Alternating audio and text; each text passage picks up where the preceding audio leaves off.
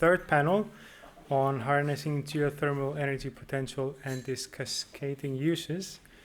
And I would like to invite Birta, Kristín, Helgadóttir, the moderator, and her panel. Please take the stage and let's give them a warm welcome.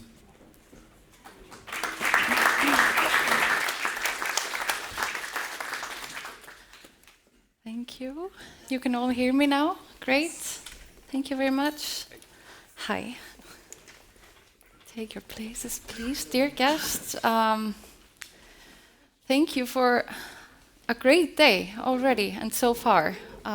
What a day, and what informative discussions and lectures that we've had here. And I can assure you that we're going to continue on that path here on this panel that I have with me, where we're going to cover this topic, harnessing geothermal energy potential and its cascading uses.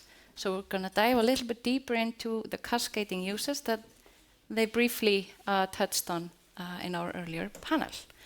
But I wanted to maybe just start our panel with giving my panelists the opportunity to present themselves, where you come from, and maybe your entry into the geothermal sector. So if we just start with Eiríkur. Yep. Hello everybody, nice to be here in Berlin. My name is Eiríkur Bragason. I'm the COO of Arctic Green Energy. My background is actually I studied here in Berlin at the TU Berlin, ingenieurbouwwerken. But I've been working on geothermal projects more or less all my life in Iceland, in Indonesia, Philippines, China, many European countries. Today, Arctic Green is operating many hundred heat pumps. We have drilled close to 1,000 deep geothermal wells, and we are producing 4.2 gigawatt of clean energy. We have contracts with 74 cities in providing them with heat, and we see great potential here in Germany. Thank you. Harpa. Yeah. Hi to everyone. My name is Harpa Pétursdóttir. I have the longest title in the world. I am the Director of Stakeholder Affairs and Administration. Very long and tedious, but it's a fun job, I promise. I'm here on behalf of OnPower, which is the second largest power producer in Iceland, after the National Power Company, but the largest geothermal producer in Iceland, with 428 megawatts installed capacity. We produce 550 megawatts thermal, so we are quite large in that sense. Our main focus is on producing electricity and hot water for district heating, but our focus is moving a little bit more towards innovation and the circular thinking, the cascaded use of the resource. We do have a business park, which is a green park around our power plant, which I will tell you a little bit more about later. But yes, I have to say it.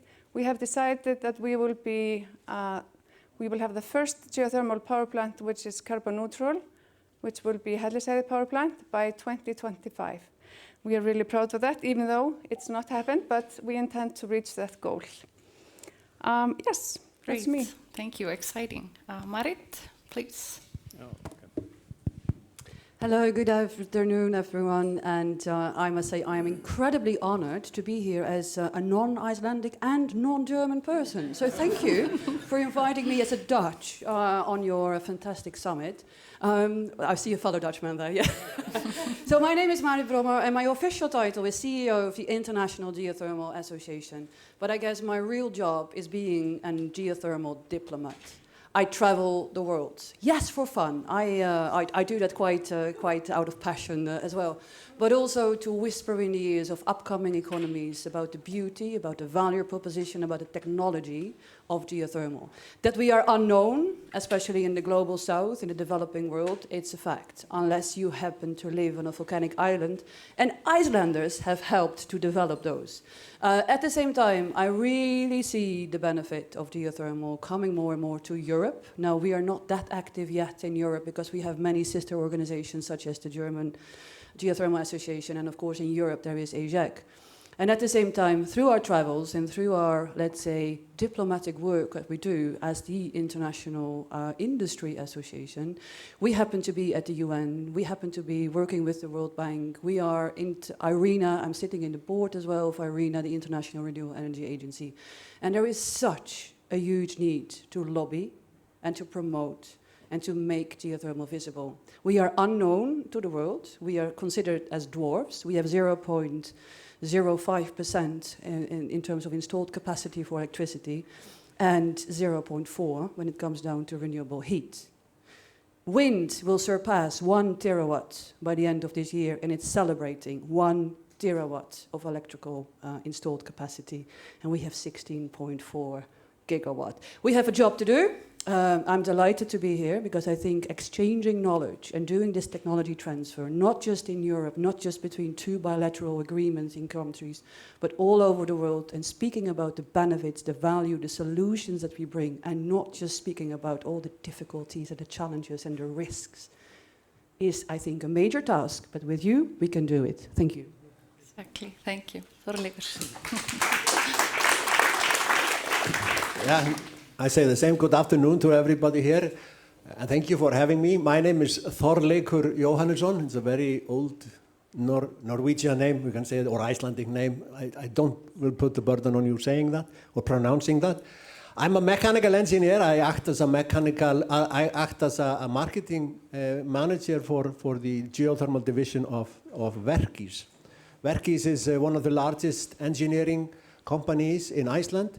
And we have been there, for more than 90 years now, and we have been participating in all the renewable projects in Iceland, so to speak, both all the hydro plants and all the geothermal plant as well as on the district heating system that are all over the country.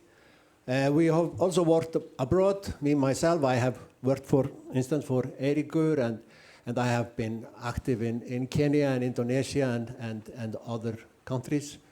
I started very slowly in 1990 in geothermal, designing snow melting system, and then I moved to district heating and then up to power sector. So I took the enthalpy on the wrong way.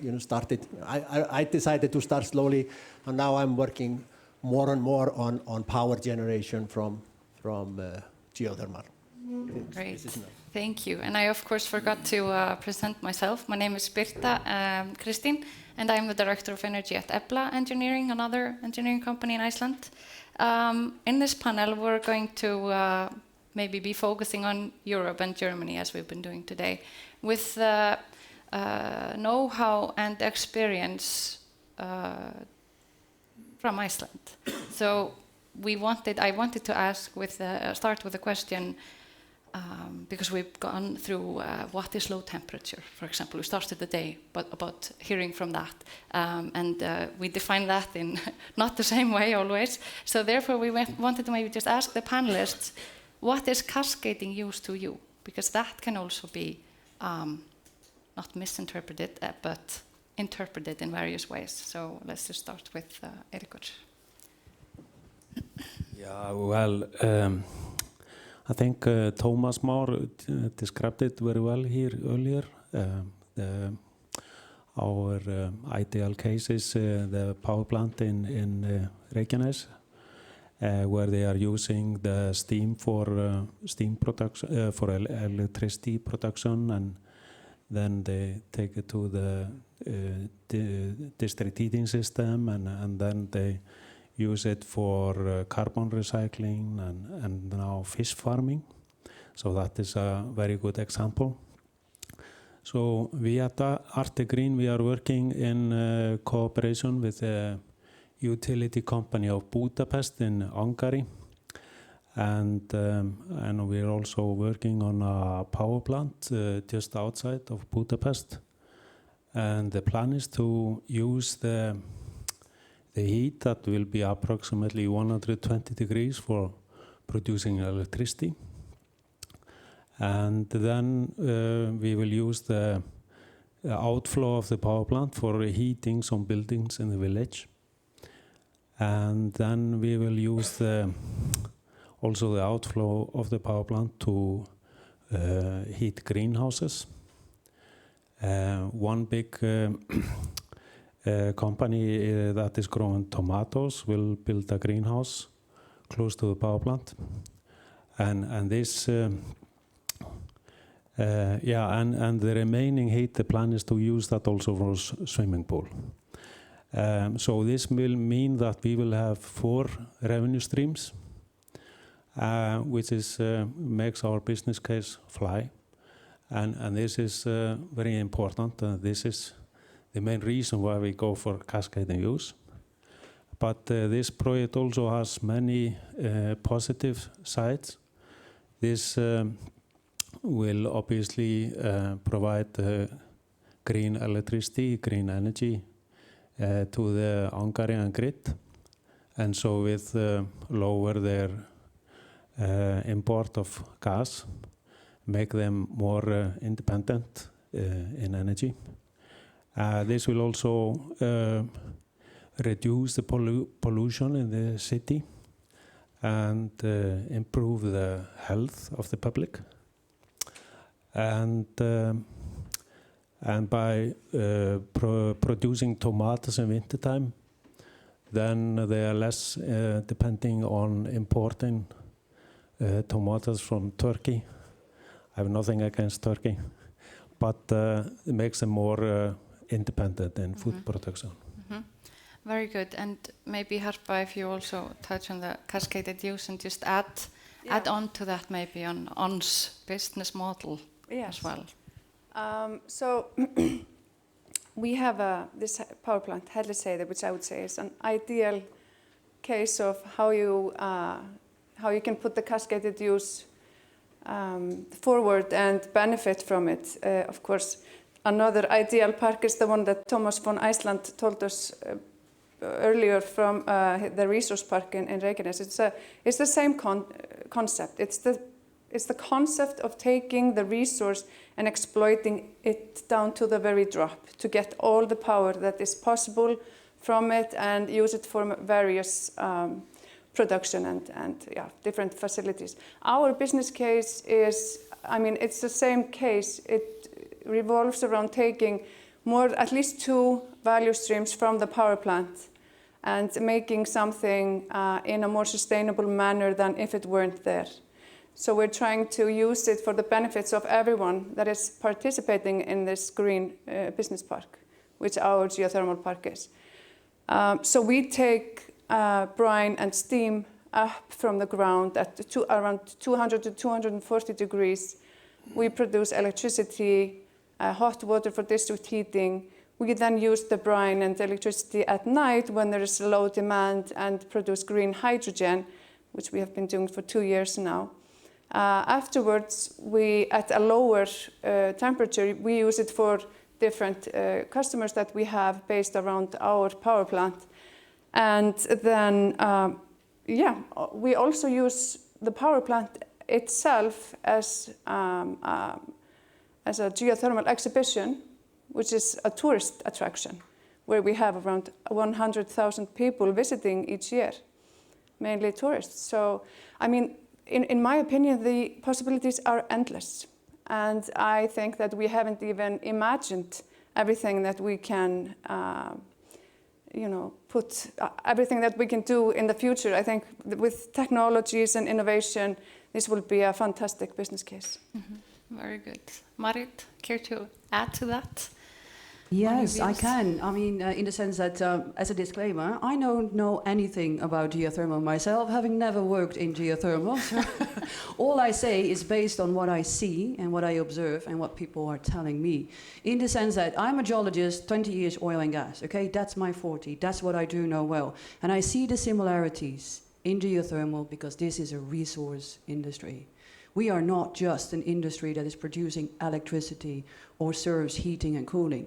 We are a resource industry, very similar to the oil and gas industry, and maybe not so much gas, but certainly oil.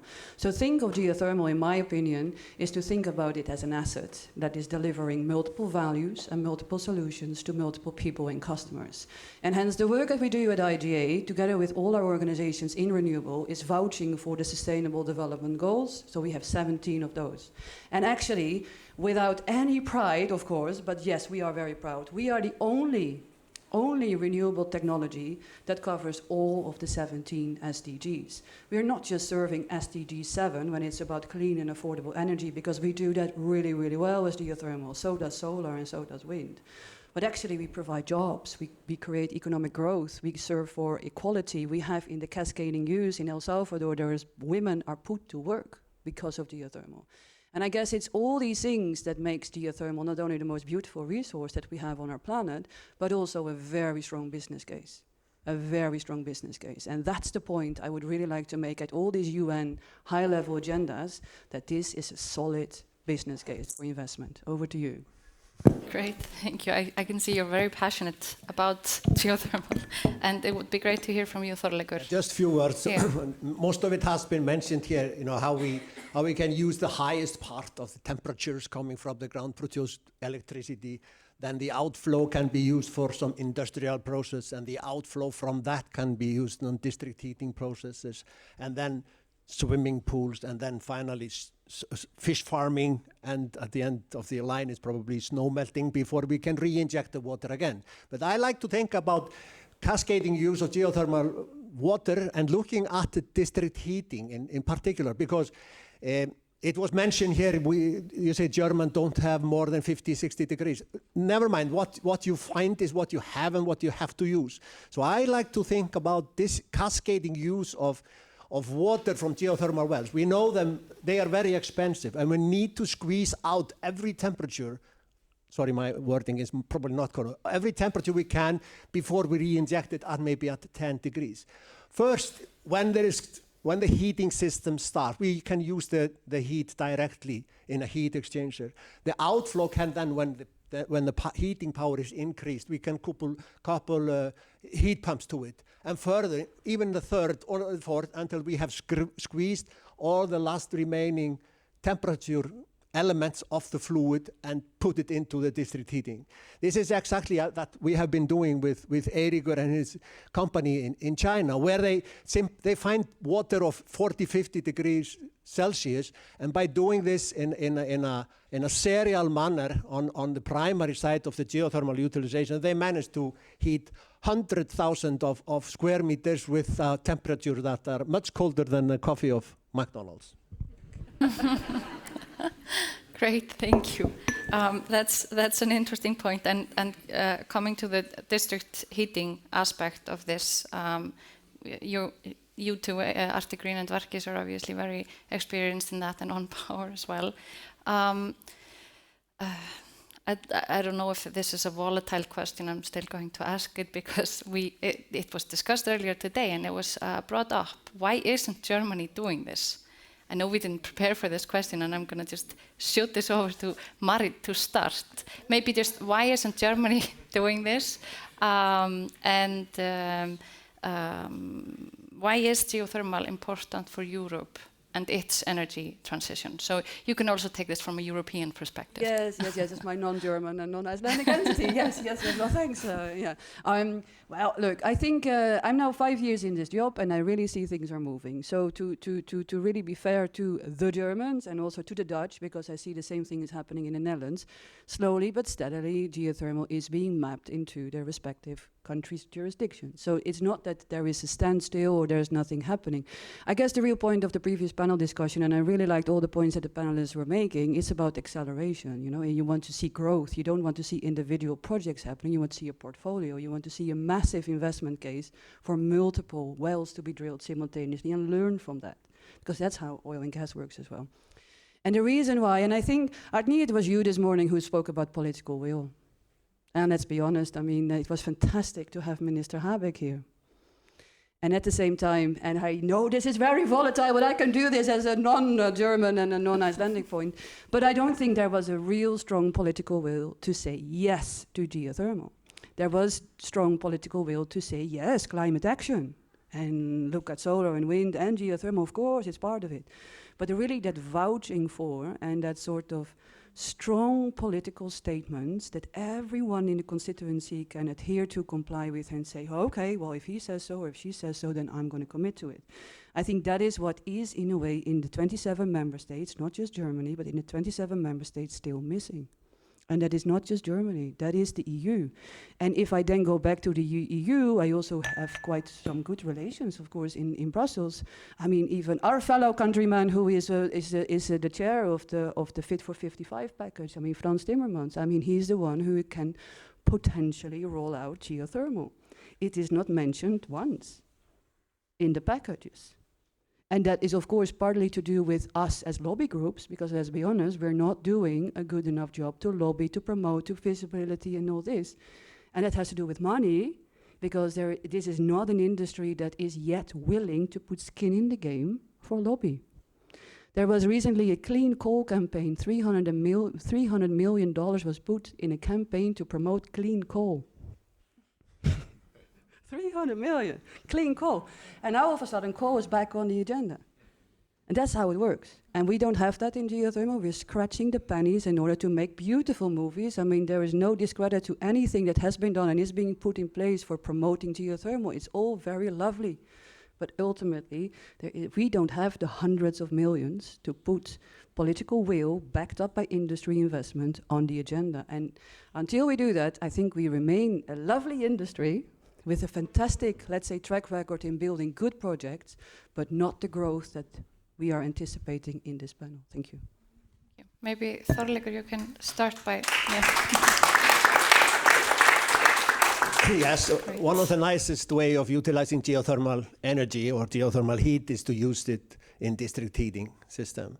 We know in Germany, if you talk about hurdles here in Germany, I hope you may correct me, Rolf, if I'm wrong, about 50% of homes are heated with gas on individual homeowners level, 20% with oil also on homeowners level, only 20% or something like that with district heating system, either powered directly by some burning of some maybe biomass or fossil fuel, and some of them get their heat from combined heat and power plants. So maybe that is the problem. I mean, I think that from what I have read, that I hope that district heating will become a trend in Europe and also in Germany. We have to. I mean, I have read that maybe 50% is doable without some very, very big or complicated effort. So I see that the way people are heating their homes now is the main hurdles for developing. And when we build those district heating systems in the future and we connect new houses, maybe I will come to that later, that the housing indoor heating systems must be correctly designed to be able to get the most from this low temperature resource. Heating houses, heating ambient air 20 degrees with temperatures over 100 degrees is ridiculous, and we can talk about that probably a little bit later. Yeah. Thank you. Do you want to add to that, Harpa? Just add, I am not an engineer, unfortunately, but I think, in my opinion, geothermal, it has to be a part of the solution.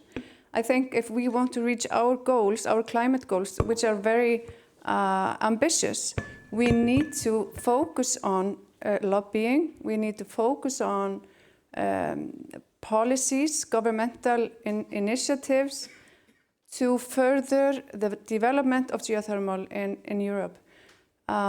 It's right, Marit, I agree with you that, 10 years ago, talking about geothermal in an international context, people were like, yeah, great. It's fine for you in Iceland and Japan and Italy and Turkey, but in general, in Europe, this is not a feasible possibility. But I think with innovation and technology, we are seeing that, yes, there are still possibilities that I think, and we are responsible to try and utilize.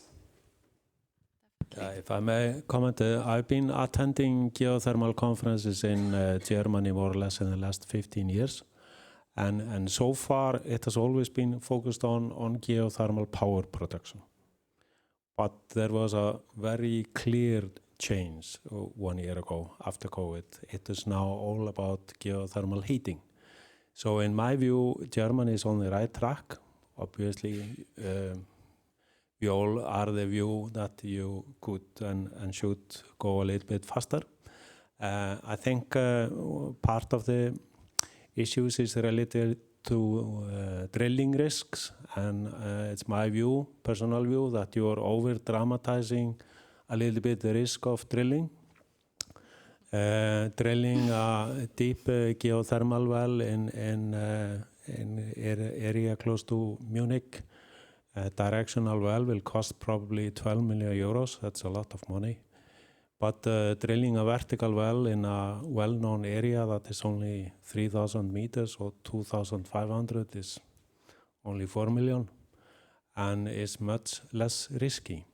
And it is not only because of the drilling process, but there are also all kinds of new technical solutions that are available if the well is not producing in line with what was estimated.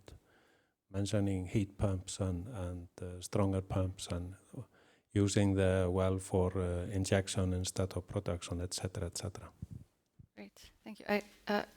It looked like you wanted to add something, but I'm going to shoot in a question first and then give the word to you, Þorleikur, because we're talking about the wells now and the practicalities of starting a project, I'd say.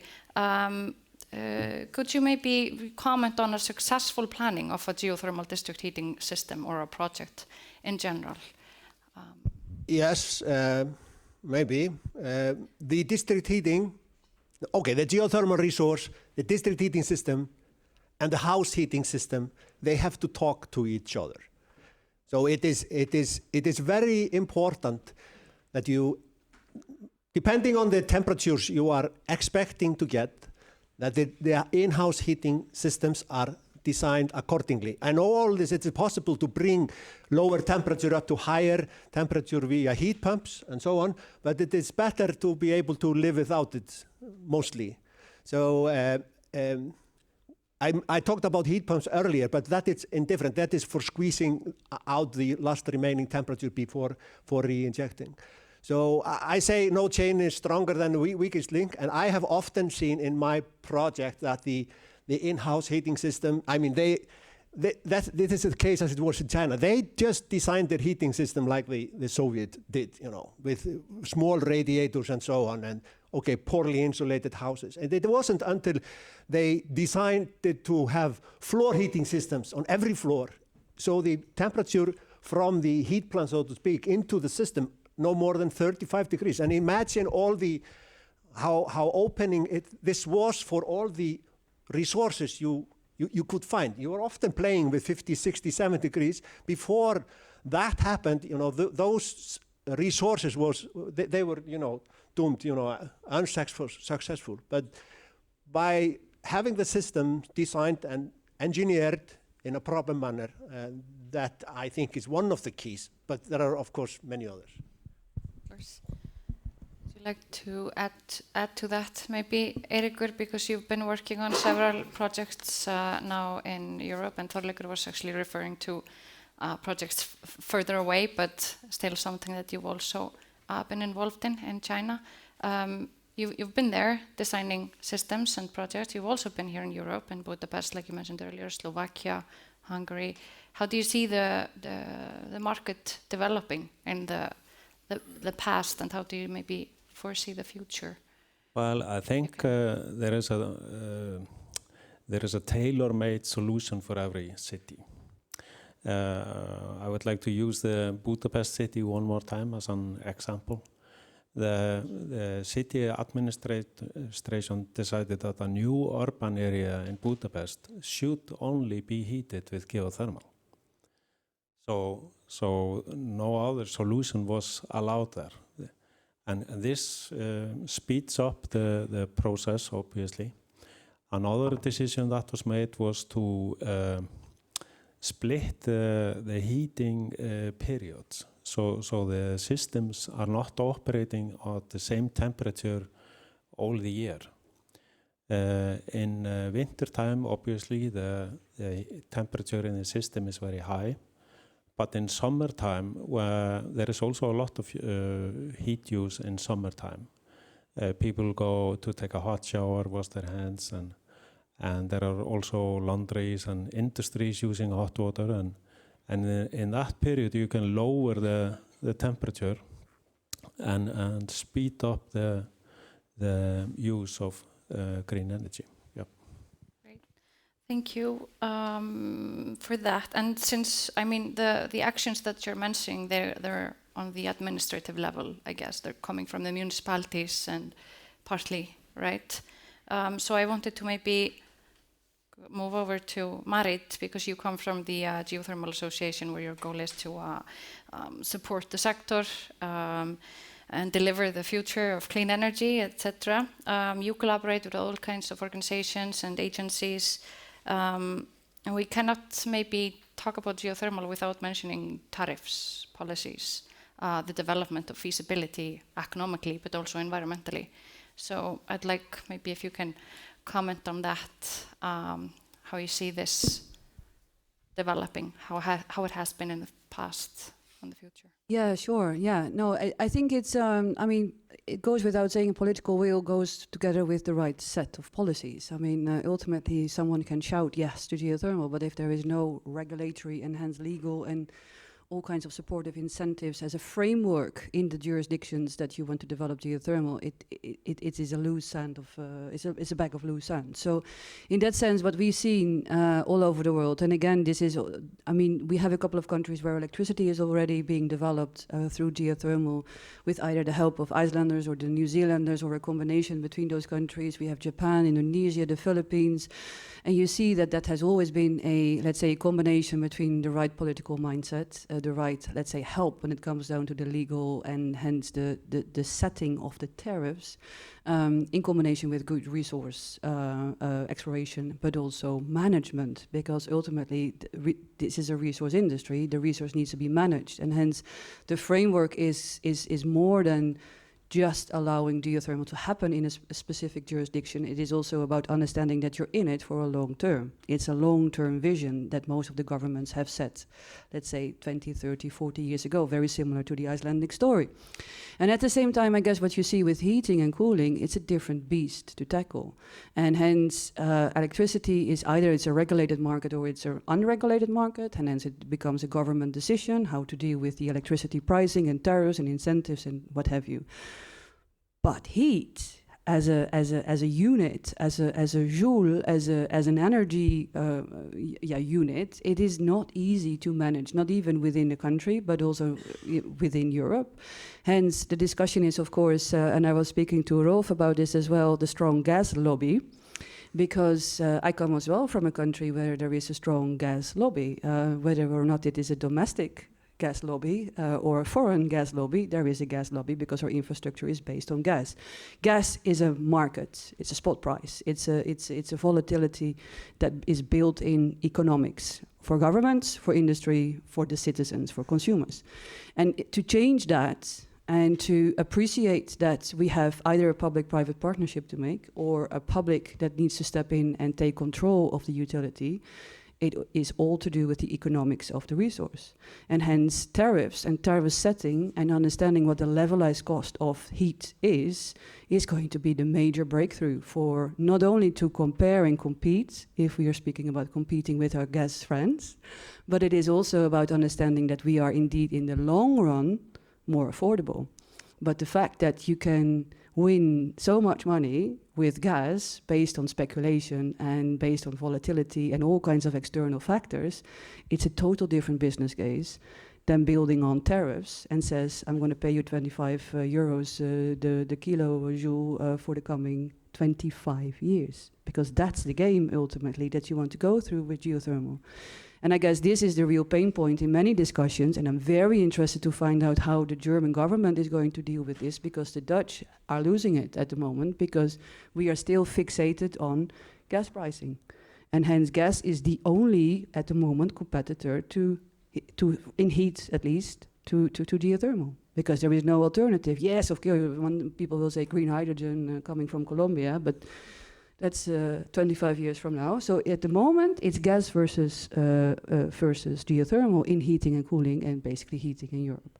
And that's an interesting discussion, I think, in general in the EU. Yes. Do you like to add something to that? I just wanted to maybe reiterate what Árni was saying this morning about the importance of the state participation. Just the mere fact that we did have an energy fund in the early days made totally all the difference. This made the business case so that it was not a crazy idea to go ahead and drill a hole, because the risk was mitigated in such a way that if it was a failure, you didn't have to sit up with the cost. And I think this is a political decision that the governments need to make. Are we going to have gas and geothermal compete on prices, which is very hard at this moment? Or are we thinking long term, investing in it and seeing the country saving in emissions of greenhouse gases rather than cents? Yeah, exactly. And yeah, please, one point, please do. Maybe Halla could explain this a little bit better. But in the old days, when we were planning district heating systems, there was, to be able to calculate feasibility into the district heating system or the operation of the district heating system, everybody must connect in the area. Everybody had to connect, and you were not allowed to use anything else. Am I correct?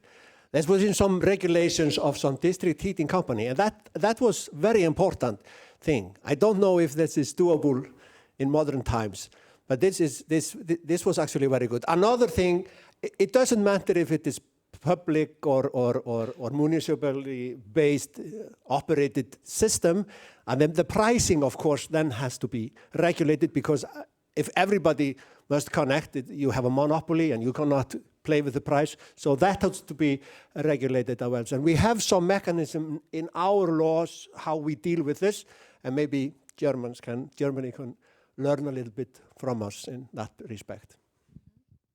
Definitely, or probably, I guess. But Eiríkur, because you mentioned previously that in your projects there have been rules about this. You can only add geothermal. Can you comment maybe a little bit? Yeah, well, I forgot to mention one of the side effects of our project in Budapest, which is obviously the price of heating will go down. The heating prices today are simply so high that our project will reduce the cost of heating in the households by close to 55%. So we take the risk of the drilling. We with our engineers, we evaluate the area and the best drilling locations, and we take a risk and execute. And we fund the project completely, but the city has the option to buy half of the heating plant when it goes into operation. I think that's a very good compromise, because it's very good to have the local authority involved, or local municipalities, because in the end we are always using the natural resources of the people of Germany or Hungary or whatever. Great, thank you. Since we've gone into this financing part of our huge project ahead, utilizing geothermal better in Europe, I maybe want to ask a question in that regard. We heard from the fireside chat earlier, you raised a question, which companies are driving the change, which companies or who should be the one financing? That was a question raised.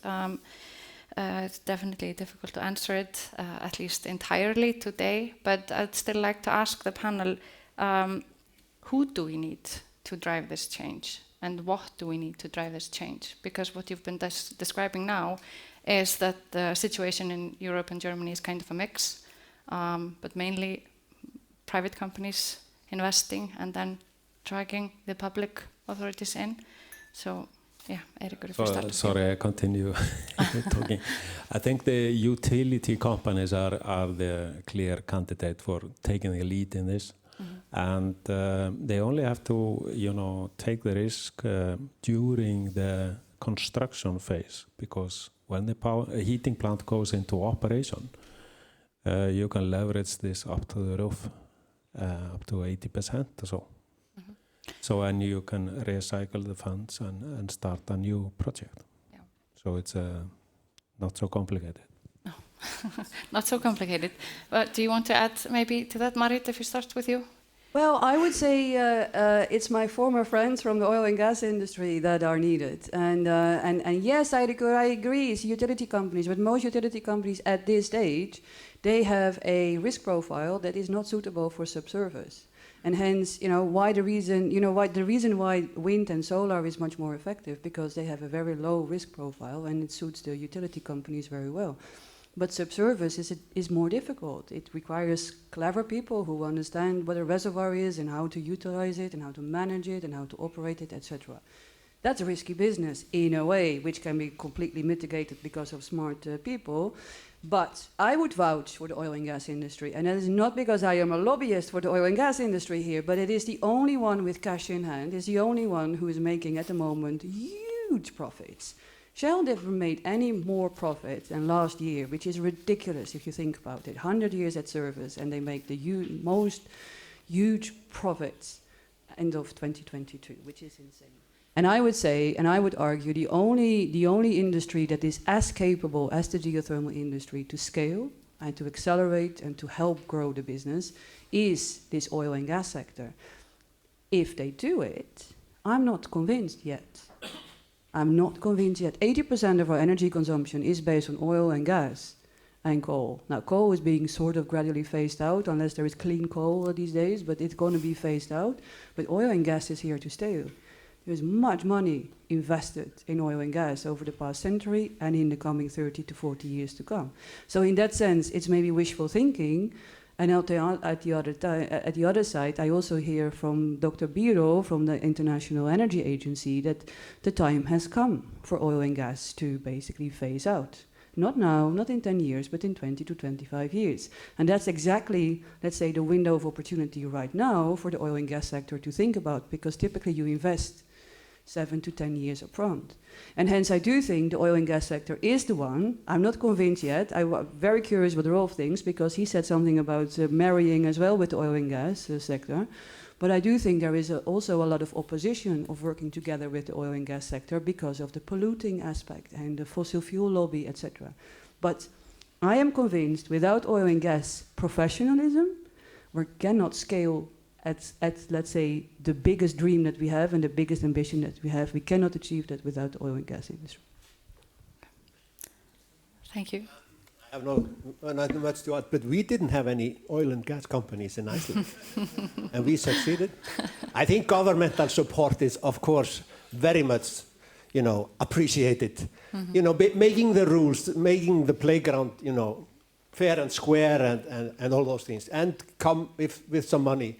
I remember we had a problem in 1957, so the government just bought a new drill rig, the steam drill rig that drilled all our wells in the 70s, and that really made a difference. So I think a government support is needed, as well as on municipality level. Right. Just quickly add to this. Yes. Quickly. I fully agree. Yeah. And at the same time, I totally disagree. Because, let's be honest, the reason why we're talking about a geothermal boom in Europe is because of sedimentary basins. To reflect on what Inga Mørk was saying this morning, it's all about the play analysis. It's about the geological provinces. And that there is a shift from the volcanics to sedimentary basins and even go deeper and bolder and beyond.